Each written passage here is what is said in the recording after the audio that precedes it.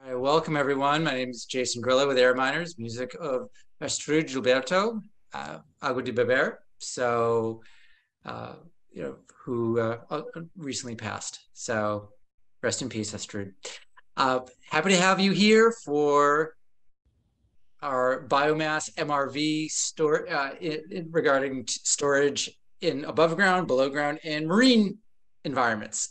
So what we're doing today is unpacking a MRV for a very novel approach to carbon removal. We know that biomass storage is a field that has grown rapidly over the last, call it, year and a half, 2 years, to the point where we're starting to see methodologies spring up and companies get real traction for their ideas. To that end, we have three companies representing three different approaches: one for below ground biomass storage representing carbon removal, one for above ground biomass storage representing carbon removal, another one for biomass storage in a marine environment. And we have the moderating skills of Adriana Penuela-Useche who will be guiding you through the discussion shortly. So for those of you new to our AirMiners events, just to give you a overview of how we're going to work today, we'll have our typical 30 minutes to 40 minutes of discussion, followed by maybe 15 minutes of Q&A, and then some concluding statements. And then we'll stop recording at around the top of the hour, then go to our networking of which you can hang around for after if you wish, but don't feel obligated to because we're all busy. But that said, it's a great way of getting to know other people, not just knowing other people. We'll do that for maybe 30 minutes after the main part of the session concludes at the top of the hour. Also happy to say, hey, welcome to Deb Graywolf. Hey, Deb. Good morning, Jason. Hey there, who's going to be helping us out in the back end for all of controlling the horizontal and controlling the vertical for how we are going to operate today. And if you see any messages from Deb, just feel free to realize that they are from the AirMiners internal team. Other things to be mindful of: yes, we're recording the event. It's going to be on our YouTube channel maybe in a couple of days. Also, if you have questions, please do put them into the chat and we will try to get to them during the Q&A. We'll also ask if you want to unmute yourself, if you can, to ask them yourself once we get to that section. That's pretty much it. Thanks to everyone who contributed to make our event carbon negative today. I really appreciate that. And Deb, anything to add? No, thanks you. All right, great. All right, folks. Well, enjoy, and I will hand the stage over to Adriana for introducing the discussion. Adriana. Well, thank you, Jason, so much, and thank you, AirMiners, for having me here and having the three amazing founders that we're going to be talking to. So we're going to be talking about MRV for biomass storage above ground, below ground, and in marine environments. So we're joined by three impressive entrepreneurs that have been tackling these topics for the last 1 to 5 years. But first, let's set the ground on this topic before we dive deep into MRV. So I went through and did some digging, and the general concept is that biomass, if it is left alone, it can decompose. And whatever you absorb as CO2 into trees, it will be sent to the environment back again whenever they decompose, right? So it can be as CO2, as methane, or others. And I ran into this acronym that is called BICRS, or BICRS, and which stands for Biomass, Carbon Removal, and Storage. So biomass, carbon removal, and storage. So we're going to be talking about BICRS a lot today. And according to the Innovation for Cool Earth Forum, this report was released in January 2021.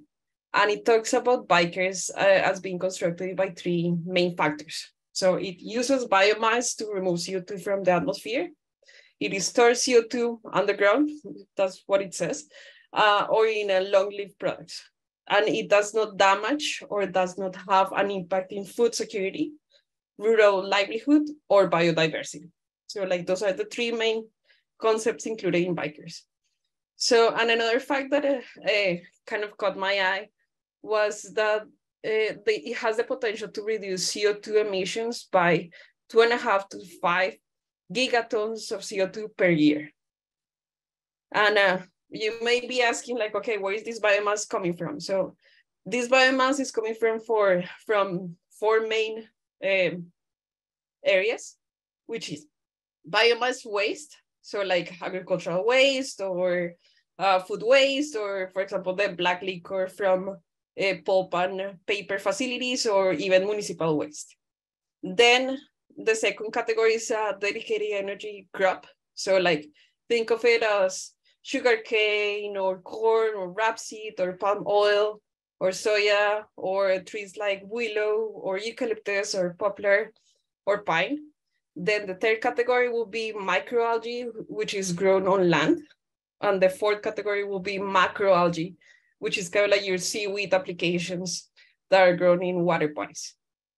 And in terms of the pathways for utilization, the ICEF describes as two main pathways.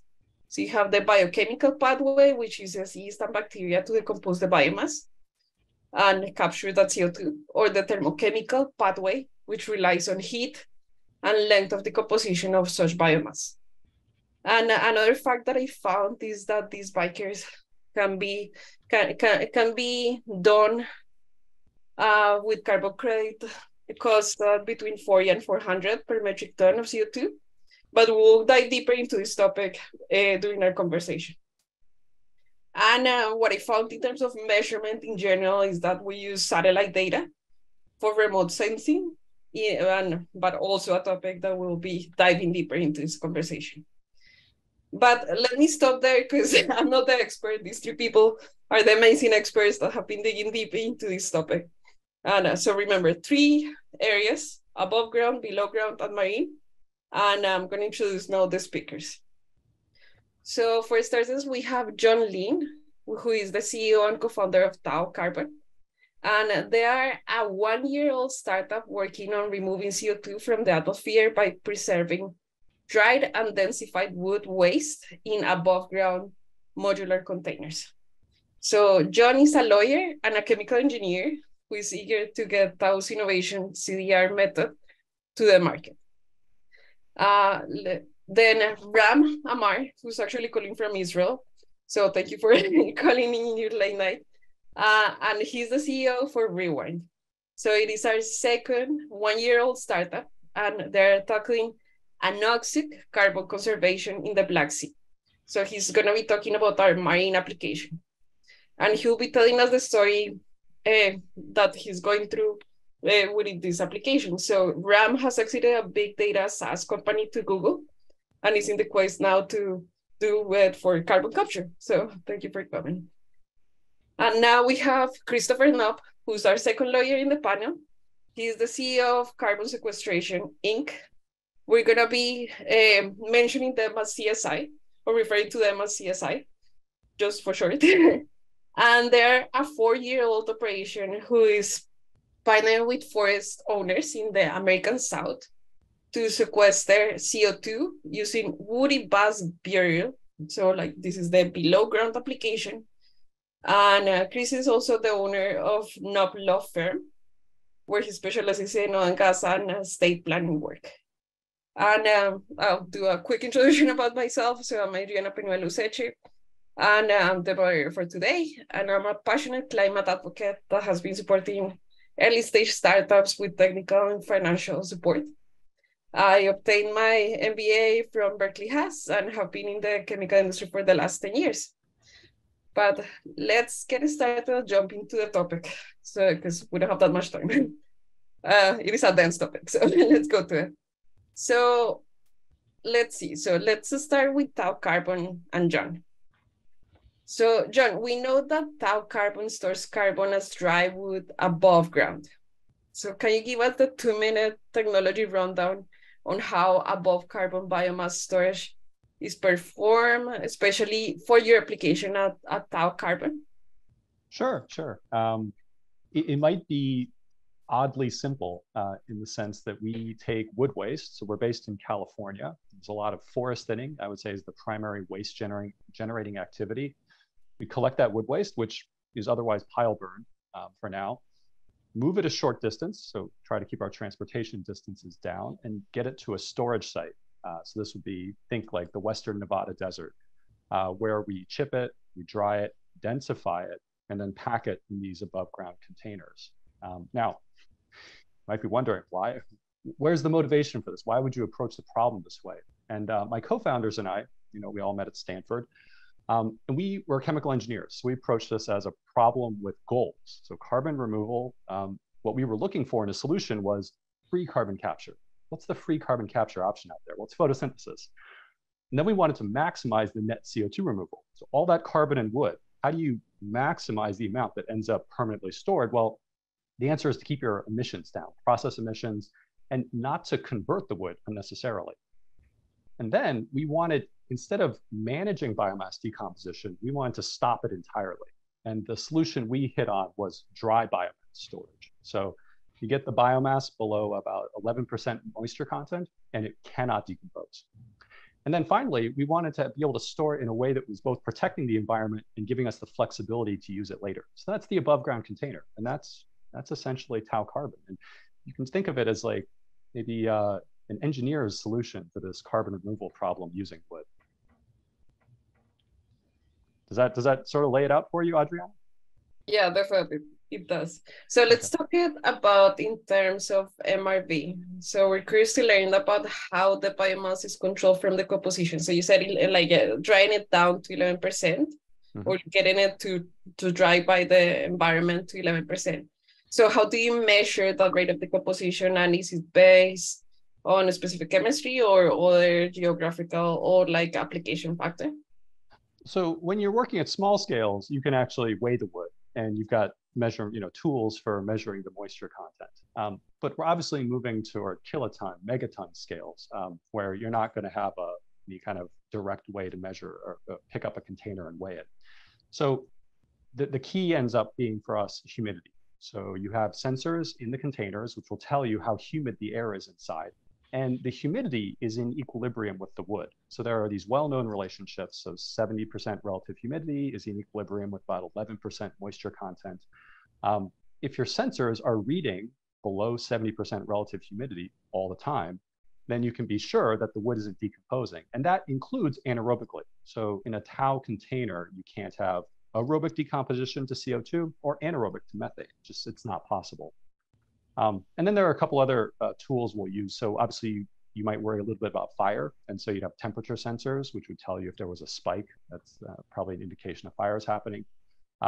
You can monitor the gases directly. I think you don't necessarily want to do that in every container forever, but in select containers, you could get an indication of is there excess CO2, excess methane. And then finally, you can physically sample the wood. Again, that's not something you want to do in every single container. There's going to be lots of them, but you can take physical samples and just know, like, has any decomposition occurred? Okay. So do you open this, all the sensors are kind of embedded in the bolt itself? I think something you wanted to get to eventually was this idea of extrapolation. And I think with tau, maybe I'm jumping the gun here, but there are really two elements of extrapolation here with tau. One is container to container. So say you have 10 containers in a row and you put humidity sensors in them, and they all show that you're at the right humidity, and you crack open all of them and you confirm that all the wood is there. Well, in the future, you make 10 more containers and fill them up. You put a sensor in the first one. Actually, sorry, you put sensors in all 10, and if they're reading, within, under 70% as they should, you shouldn't need to physically open every single container in the future. So there's like a sort of a lateral extrapolation you can have across containers, where if you're seeing good humidity in one, you can assume that you're also seeing good humidity in the other containers. You can assume that everything's okay. And then longitudinally over time, so over many, many years, if you're maintaining the humidity below that threshold 70%, there is no mechanism for the wood to decompose. And so that's another form of extrapolation where, of course, we would develop the field trial data, and we've done some of these experiments ourselves, but over time, you should not need to physically open every container every year. You can be confident that the wood is still there.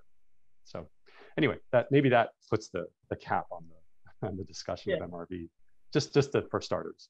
Yeah, thank you so much, John. So let's shift gears and move to below ground with CSI, and I'll bring Christopher into the conversation. So, Christopher, at CSI, you use woody biomass burial as your main technique to capture carbon, right? So, which is also known as woody harvest, sequestration, or the storage of carbon in engineered pits. So you're sequestering by eliminating above ground decomposition or burning of forest residue. So can you tell us a little bit more about your work at CSI and how does this look? Yeah, Adriana, very happy to be here and very happy to answer any questions that any of the attendees might have. So we've been working for 4 years on whatever you want to call it, bikers, woody mass burial. And we found that, you know, this is in terms of MRV, there's a lot of different aspects that we need to look at. We've done 3,500 tons in the past 4 years. We have 1,000 tons that we believe is ready to market, and we have 20,000 tons for the rest of this year. So we are in the middle of a full-scale operation to actually do this. So number one for us is cost. We can talk about how to show that something's either happening or not, but is it economic to do so? So on our 3,500 tons that we buried underground, we believe that this is a process that can be scaled all over the US. There's room for a lot of different players in this field. There's different geotechnical conditions that will work depending on the climate, depending on the location, the proximity to the biomass, and the type of biomass. A lot of this is still being fleshed out. For us, carbon content is directly corresponding to the species of the wood, and that's pretty well published, the moisture content of the wood, the green weight of the wood, and this fourth kind of segment is the lignin content of the wood. So, and then finally, wood type. Is it the core of a tree or is it a small branch? So those are the factors that I think we need to keep track of when we call it wood handling, when we're handling the wood. Got it. So in terms of MRV, your rate of decomposition depends on these 4 factors, you say? Correct. Yes, and we've come along far enough to know that this process will work, and we believe it is scalable. There's some question as to how much biomass is out there that's available. First, we have a timber management that goes in and takes all the merchantable timber out. So we're not talking about wood that could be used to build things. We're talking about waste wood. So then the question is, how much waste wood do we have available? Well, some of the GIS websites will show carbon per acre at around $100 per ton. We think it's more than double that based on our figures. And we've actually weighed the material. We put it into a truck, weigh the empty truck, and we know exactly how many green pounds were in that truck. So, the questions that we set out 4 years ago to answer are, is there enough biomass? Yes. Is the biomass dense enough to transport? Yes. Is the biomass dense enough to bury? Yes. Can we bury enough without wasting land? Is it economic? Yes, we can do about 4,000 to 6,000 tons per acre. Are the moisture contents within the range that make the conversion factor favorable? Yes. Approximately 1 green ton, depending on species, at 30% moisture content is a 1-for-1 green ton to metric ton. Got it. Okay. Well, thank you so much for this information about the below ground. So let's dive a little bit into our marine application and bring Ram into the conversation to give us a little bit more specifics about his technology. So Ram, at RE1, you're storing organic carbon in anoxic water, or water that has no dissolved oxygen. And one geographical advantage is that the Black Sea is the largest meromictic sea. Anoxic. Yeah, Anoxic anoxic sea. body of water. We're a reservoir of anoxic water. And it extends down from 100 to like about 2,000 meters in depth or something like that. So Correct. how do you get this biomass to such a location? And what is like, is there a chemical mechanism to slow the decomposition, or how does it work? So let's start with talking about the Black Sea because it's really unique, not just in its size, but in its chemistry. The fact that it's lacking oxygen beneath 150 meters all the way down to 2,100 meters also makes it full of sulfide, because when there's no oxygen around, but there's sulfate coming from the seawater, from the Mediterranean Sea, then microorganisms break down organic matter with the sulfate and emit to the environment sulfide. And sulfide is pretty toxic for most living creatures that we know. And in most living creatures that we know, without oxygen can't live. So beneath 150 meters, there's mostly and only microbial life, microorganisms that can breathe in those environments.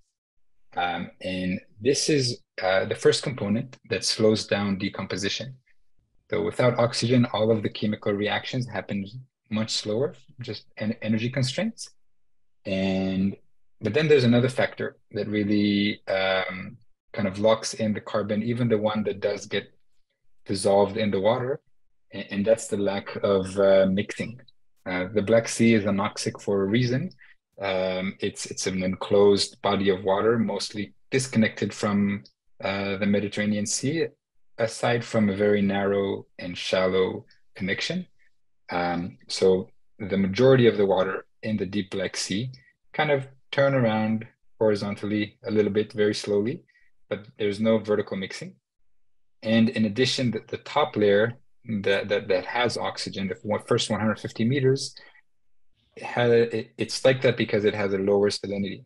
It's a mix of river water with the Mediterranean seawater, and the difference in salinity creates like a oil on top of water. So lower density water on top of heavier water, and this kind of mixing pattern or lack of mixing pattern keeps the water and the carbon within it on the bottom. And if you do carbon dating on the deep water of the Black Sea, you get that it's at least 2,000 years old. So these two layers of preservation really make the Black Sea unique. And I can talk a little bit about MRV if, or unless you want to. The MRV, especially like the measurement components on the ocean. The ocean is hard to measure. So like, how do you measure? So I'm finding this this session very nice because everything Chris mentioned and John, we have a similar aspect from understanding what kind of biomass we're transporting, through what distance, and what's the carbon and humidity content of the biomass. To the bottom of the ocean, similar to what John described, we want to take water samples, soil samples, biomass samples a long time and see what happens, measure the chemistry and see how it changes, if at all it changes over time.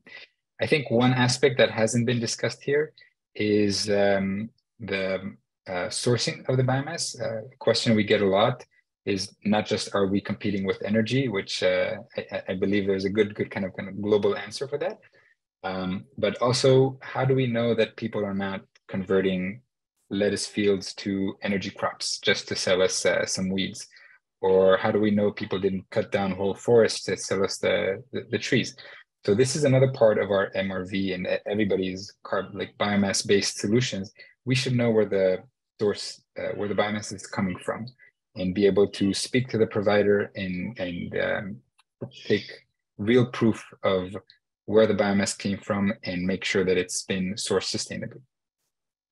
So do you track them? Do you track where are you getting it from and how to keep them? We plan to. So because the solution is straightforward, there's existing trucks, existing forest managers, existing farmers and ships.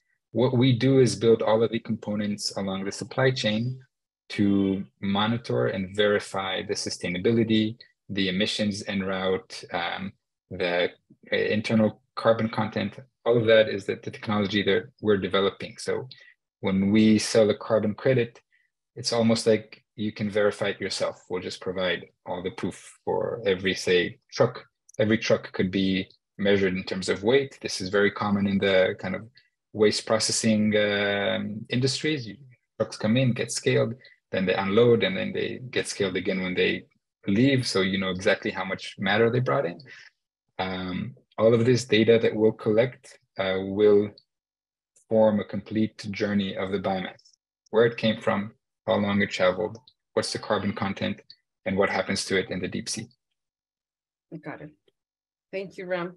So let's get back to Christopher and hear a little bit more about the process of certification, because I heard during our prep call that last week you got certified by Puro. So let's talk a little bit of the practicality of how do you go about it, and what are the current challenges or pain points or things that if you had a magic wand, how do you want to see it differently? So Adriana, I think almost all of the potential buyers are going to want actual quantitative analysis of the material, the process, and then emissions testing, which probably will eventually be given to the EPA. I know it is for traditional CCS. So on on the quantification, you know, we talked about the elements that make up the carbon. We bring it to the site and we bury it underground. We always have access to testing that carbon. That's something Professor Ning Zhang has been doing, pioneering for 15 years now. And one way to do that is you put chains on the wood. You know the depth of the wood, you take pictures of the wood, you weigh the wood. 5 years later, you pull up the chain, measure the same wood, take pictures of the same wood. In Professor Zhang's case, they would bring up the old wood that was only 3 to 6 feet deep. And when they cut it, they could smell the fresh sawdust. So you know something was right. That's a good example of successful MRV. The other, I think, piece of the puzzle for us is emissions testing and being able to quantify the emissions that are created within the wood vault or within the pit. And so to do that, we put together a gas collection system that measures the percentage by weight of the oxygen, temperature, moisture content, methane, and CO2. And we can measure the pit at various depths. We can measure the chamber of the pit. We can measure above the pit cap, which is clay. And also, so our uncertainty there is, are we going to have stray emissions? So we're still figuring this out, how to reduce the possibility of emissions getting around our gas collection system. But in our case, we have several geotechnical factors that we use to push the emissions towards our gas collection system.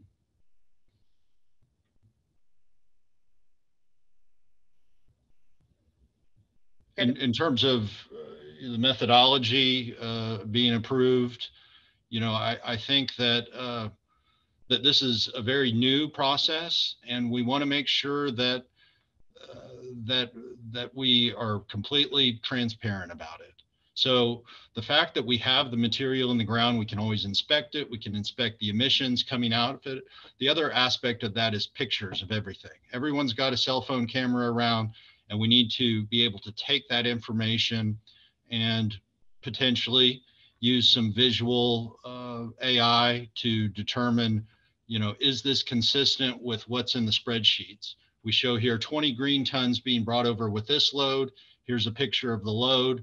Does the species match what the spreadsheets are saying? So it's about getting data in the right place. And, you know, being a lawyer myself, you can have a great argument, you can be right, you can be honest, but can you prove it, you know, beyond a reasonable doubt or preponderance of the evidence to someone that has never been to the site? And so getting that information together so that an independent audit can be conducted is itself a task, because you have to give them sufficient information. And so record keeping is a big part of this. Got it. And John, anything to add? I saw you come out of mute. Well, yeah, and I'm glad you brought up the Puro methodology because the Puro has been a real kind of leader in this. They've seen the potential in biomass preservation. So they started with a woody biomass burial methodology last year, which I think has gotten some interest, and it's helped launch companies like Chris's. They're now revising it, and the new name for the methodology, I hope this is not like some huge secret, I know it's out for public consultation, is terrestrial storage of biomass. So we at some point went to Puro and said, why does it have to be buried? Couldn't you just change every instance of burial in your methodology to storage? And they said, yeah. And so this whole conversation is about MRV. Who really hammers on MRV is Puro. I mean, those guys will not let you get away with anything. And that's a good thing. That's a good thing for the field. So in the methodology, every certified production facility, TAO, CSI, anybody else who wants to follow us, they have to get an annual audit. So you obviously keep your own records of all the metrics of decomposition and how much wood went in and how much wood is still there. And then you have to have a third party come in, independent third party, to check all of that at the end of the year. They're quite meticulous, I would say. And I'm trying to think if there's something that we brought up that is not covered in the Puro methodology, but Chris, that sounds like gases, moisture contents, the physical sampling of the wood, all of that is in the Puro methodology as far as I know right now. So that should give people a lot of confidence that if you're going to get one of our credits certified through that methodology when it gets revised, those guys take their responsibility very seriously. Thank you, John. So in terms of some other questions that I have seen from in the chat and before in preparation is that audience wants to hear about the unit economics of these applications. So Ram, can you talk us through the unit economics and how scalable is your application? And you mentioned that there's enough biomass. Is there enough biomass for all the competing startups that are coming up alive, and how much does your credit go for? So comparing to energy, maybe we'll rely on that for a minute to talk about unit economics, because if you look up how much kind of wood burning power plants pay for the biomass, it's about $50 per ton, give or take $10, $15 maybe, at the gate of the power plant. And that's bringing biomass from a radius of about 70 kilometers, 50 miles or so. For us, that makes a good unit economics because compared to wood burning, we don't need the pelletizing. So we have a little bit of less processing and mostly just transportation. So we can take a longer distance and reach about the same price. Marine shipping is super efficient. I've heard stories of biomass power plants kind of shipping biomass over the Atlantic just because some country had too much of it and wanted to get rid of it. So once you load it on a big cargo ship, it becomes very cheap, both in terms of carbon and dollars per ton kilometer.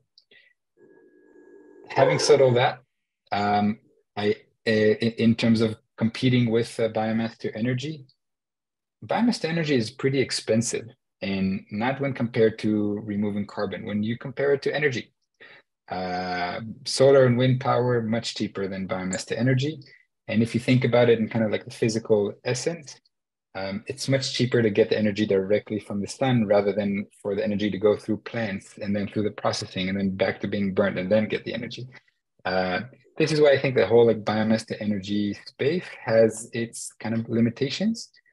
And when you look at sequestering organic carbon, sequestering biomass, then the available sources are much wider. Biomass to energy needs very consistent year-round supply. We need whatever comes at whatever time, at whatever pace, and just be able to handle it properly in many different geographies across larger distances. Specifically around the Black Sea, it's surrounded by massively agricultural countries, from Turkey to Ukraine, Romania, and Bulgaria. All of these grow a lot of produce. And from the statistics about produce, you can deduce how much residues they have, woody residues as well as other leaves and stems of other plants. We quantified it at over 350 million tons of produce per year. And that's just agriculture without forestry. So do the math, there's plenty of biomass around. We think that 10 million tons of wood prunings from apple, peaches, olives, nuts is a very reasonable amount to get, and then grow from there to different types of biomass. There's quite a lot.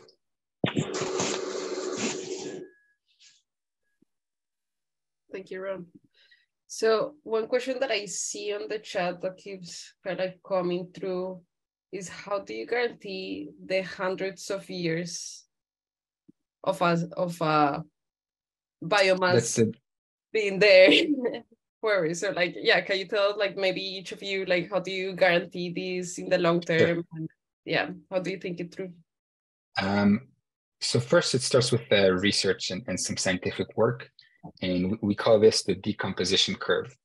So every type of biomass starts decomposing quickly and then flattens out at some point. And what we want to do is kind of find this decomposition curve for different types of biomass. We're starting with wood because lignin, with the lack of oxygen, we don't know of kind of chemical pathways that organisms can break down lignin without oxygen. And then we did some experiments with wood and other materials in anoxic water and measured the decay over time. But that, we exist for a year and a half. That's the time frame that we have. So how do we understand what's going to happen in over 100 years? So for that, we looked at existing wood that has already been preserved for hundreds of years in anoxic environments, mostly from sunken ships. And we got a few pieces of wood. And then we took them in the lab and did some density measurements and weight measurements on them and try to get similar wood, just fresh, and do the comparison. And this allows us to draw this decomposition curve from like very accurately the first 1 to 2 years, and then kind of put the dot, what's going to happen in 500, 2,000 years. Got it. John, do you want to talk about the longevity? Yeah, it's a great question because it's the one that people, I think, dwell on or have the most concerns about. How can we know what's going to happen in 500 years? For town system, an above ground container that's meant to maintain dry conditions inside, it really comes down to a well-designed system. So get the container designed right so that the materials that we're planning to use have a very high durabilities. I can say here that we're using reinforced polymers, and they can be inspected, maintained, you find a leak, patch it up. We obviously have sensors inside, and suppose a meteor hits one of the tops of one of the containers and a big crack opens up and a bunch of water gets in. Well, then we have the airflow mechanisms and we can remove the water. But all of this would be automated in the sense that you don't need a full-time staff of people, watching with clipboards all the time to make sure anything happens. Nothing happens. 99% of the time at a TAO site, nothing will be happening, nothing worth intervening about. And so you get the system design right, you don't have to do much to actually maintain the conditions. And then the other key is keeping it simple. If you had some kind of exotic chemical intervention you needed to keep wood from rotting, that's just not going to scale and work long term. But if all you need is to have a fan that's automatically activated that gets you back to your stable humidity, that doesn't seem like much of an issue for me at all. And then I think the last issue, maybe the one that people have the most doubts about, is funds. And this is where I think Puro is doing a great job, because in order to sell a credit through Puro's methodology, each of our companies, except for ROM, so Burial and Above Ground, are going to have to set up a trust.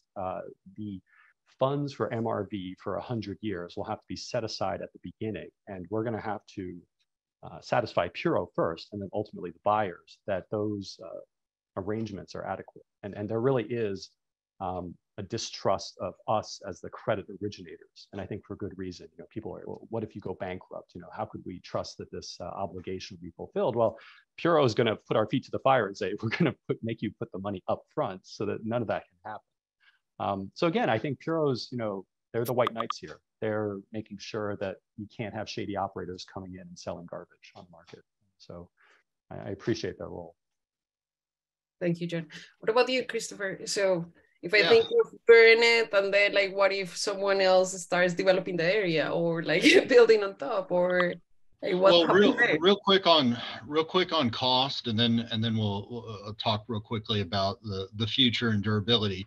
But on cost, I'm not sure that there's, this market is really new. So, as a country, as a population, are we willing to spend $200-300 per ton on negating our emissions? I'm not sure. Definitely, the lower we can get it, the better.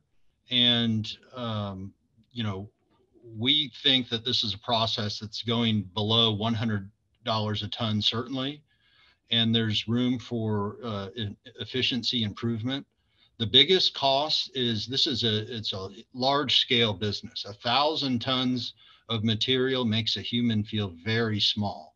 Yard waste and that type of thing is really not what we're interested in here, and except maybe on the huge municipal scale. So the amount of machines and the intensity of the machines is pretty substantial. These are expensive, large machines. So we're trying to get costs down as much as possible.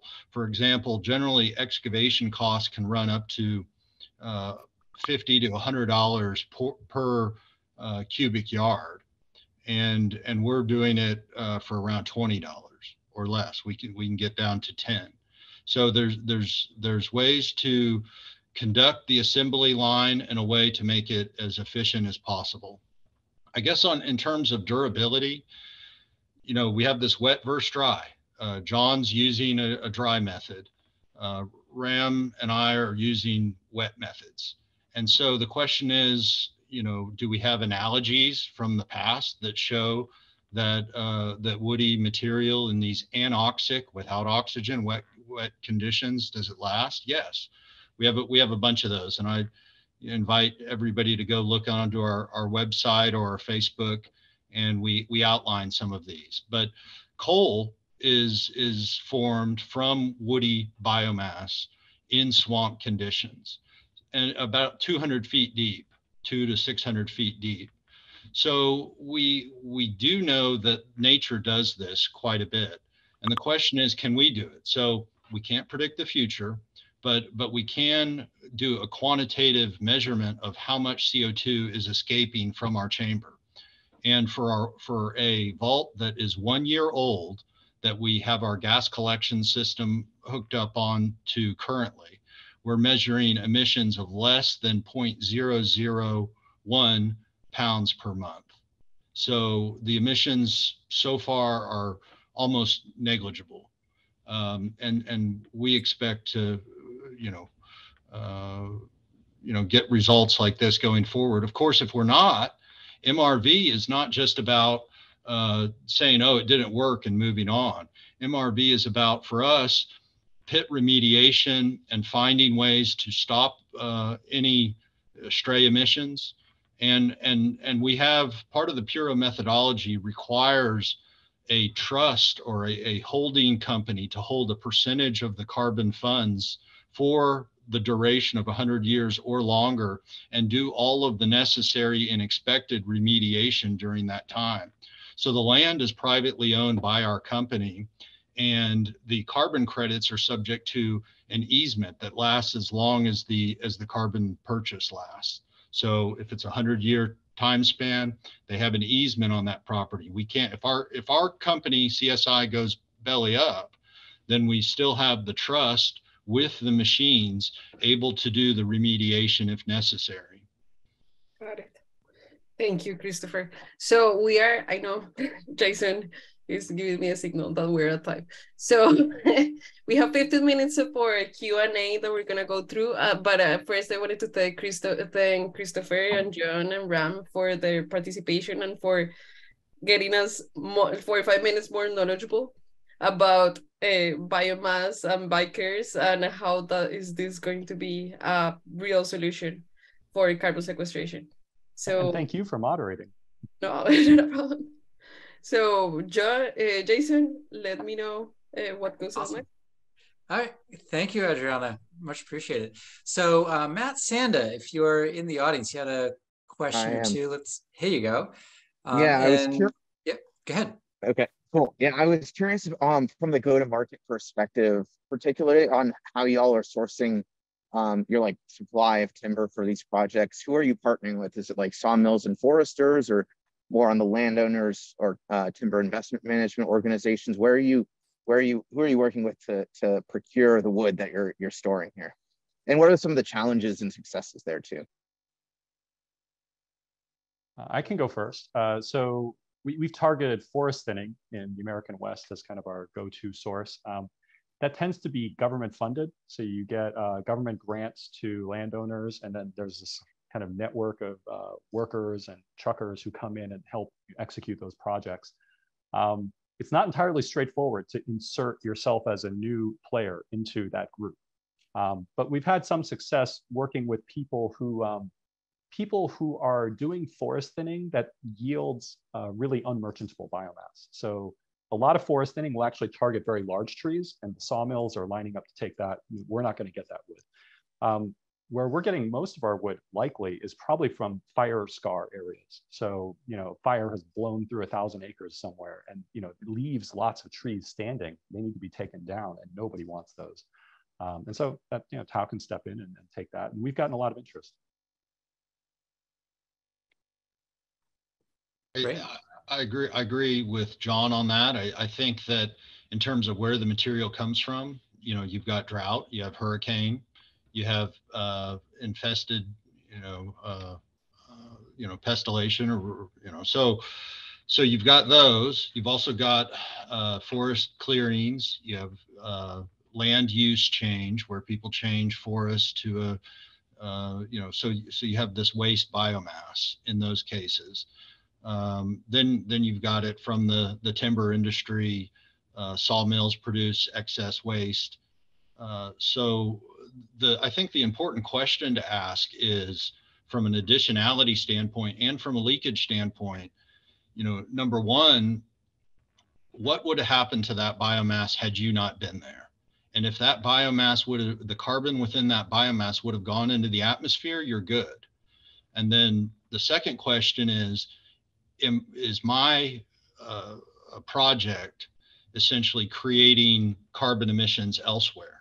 So, one of the problems with forest offsets is you can save one forest tract, but the loggers will just go to the adjacent tract and create emissions from that adjacent tract. That's called leakage.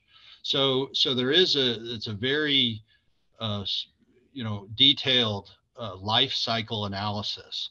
And I think it's important that people understand, we really got to get the life cycle experts in there to determine not just what our emissions are, but the wood sourcing, as you brought up. Is it coming from a place that it would have come there regardless of me? And then what would have happened to the material if I would have not been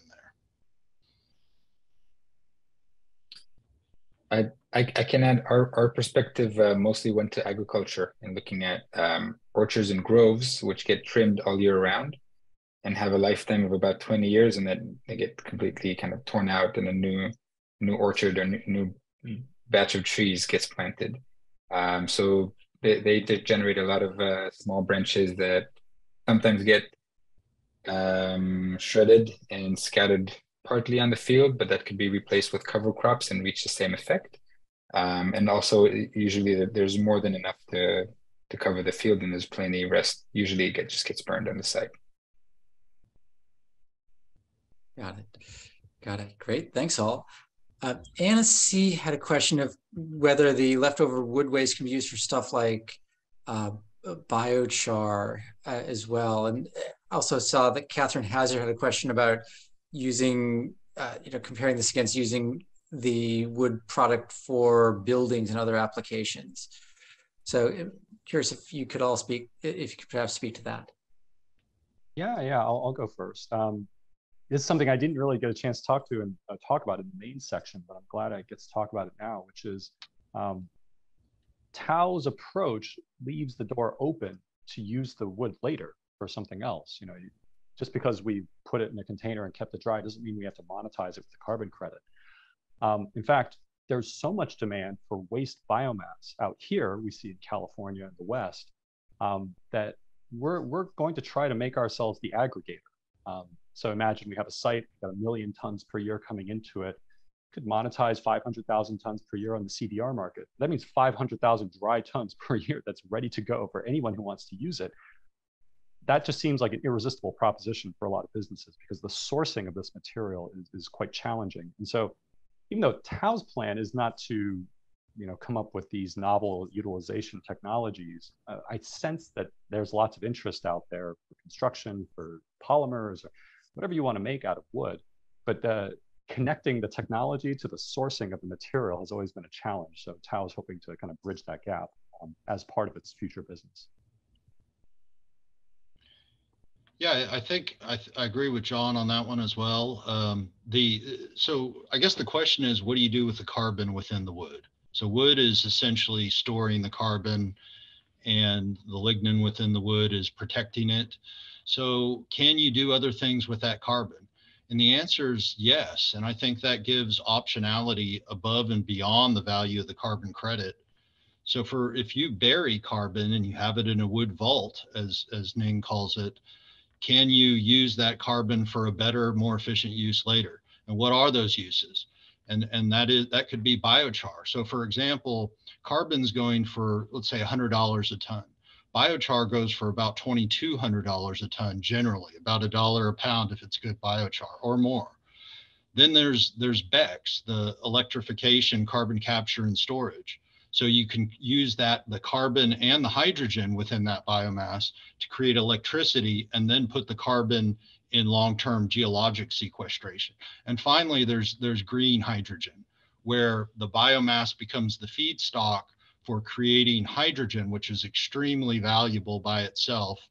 And then the residue carbon is injected just like in BECCS down into the ground.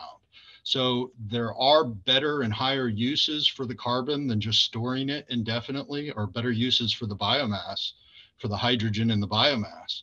So yeah, I think that's a cost benefit analysis and provides optionality.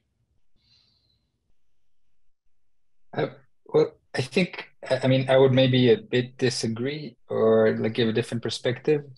You can't kind of do these comparisons without translating to money. And utilizing carbon that has been stored and then producing energy and materials from it, intuitively, that to me sounds very expensive. And when we look at biomass, and this is why we call the company Rewind, because we already took between 1,000 to 2,000 gigatons of organic carbon that was underground, and we burnt it. So let's reverse that, and that should bring back a balance to kind of the carbon system of Earth. And if we need trees, so let's plant more forests. We've cut down too many. Maybe we should bring some of those back. I think that might be cheaper than burying it, digging it out, or another perspective. Got it. Different strokes for different folks. Last question before we break is from Ariana Kayati. Ariana, feel free to unmute and ask.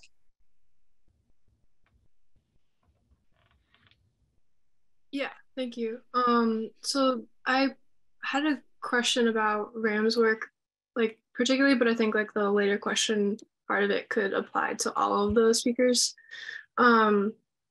So I might have missed this when Ram was talking originally, but you mentioned sustainable source material, and I was curious about if you're adding that to the Black Sea to aid in the carbon trapping, and then what are the chances, I guess, of the carbon escaping after being trapped below the difference in concentration of the salinity, and how permanent of a solution is this?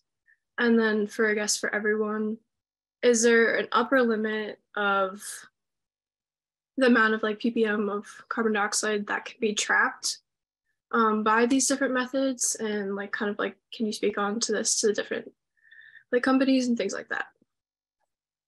all very important for MRV. Ram, please. So in terms of like the sustainable sourcing of biomass, for us, I think it touches more on the life cycle analysis and additionality of which biomass are we taking and putting in the sea, and is it really residual and had no other use, and now putting the carbon away for thousands of years. In terms of permanence, so as I mentioned, very slow breakdown processes, especially with lignin that you can find today to more than 2,000 years old on the bottom of the Black Sea. And then the age of the water. So the water on the bottom of the Black Sea hasn't been in contact with the atmosphere for more than 2,000 years, some say 5,000. So these two elements guarantee the permanence. And can you repeat the third question? Yeah, and this was like kind of for everyone, is like, and particularly, is there like an upper limit of the amount of carbon dioxide that can be trapped by the Black Sea, and then for also the other methods as well? We'll go to quick hits for that one, just real quick, one sentence, because we're almost at time. 1 gigaton of CO2 is by 1 gigaton of biomass, what 1 cubic kilometer. Black Sea is 500,000 cubic kilometers, so it's pretty big. Chris, you want to go first? I guess, if we do 4,000 to 6,000, tons per acre, the numbers can get up there pretty fast. So Professor Zhang has talked about other methods besides just burying in terms of compacting it above the surface. So I think we have an unlimited type potential. I know with Tau, people ask us if there's enough land for what we want to do. I would say with a 6-meter tall structure, which is actually pretty modest, we're looking at 35,000 tons of CO2 equivalent per acre. As far as like the global potential, I defer to Zhang. I think one of Zhang's papers says something like 3 to 10 gigatons of CO2 per year could come from wood harvest and storage. Maybe I know my CTO Amber Yanda's here. Maybe she can drop a link to that paper. But yeah, it's kind of, we see multiple gigatons of CO2 available. Great. Thank you so much. All right. Awesome, everyone. And thank you. Thank you, Adriana, for your excellent moderating today. Thank you, Ram and Chris and John, for your time. And thank you to our audience for your excellent questions, not just of the audience speakers themselves, but within the chat. I can see some really interesting discussions and connections happening there. So wonderful. We all appreciate your time here. I shared a couple links. One is to all the speakers' emails, because thinking that you might have additional questions that might occur to you later on, or that we didn't get a chance to address today. 2, we'd love to hear your feedback. That there are things we did well, maybe didn't do so well, especially the things we didn't do so well. We want to improve how we execute our events, and we can't do that without the opinions of people who have been involved in the event. So feel free to let us know. Finally, our next event is going to happen a week from today. We're talking about Canada and carbon removal in that area of the world, knowing that there's a good amount of woody biomass there as well, I hear tell. So certainly applicable to the discussion today as a follow-on. So looking forward to that, and we will see you there.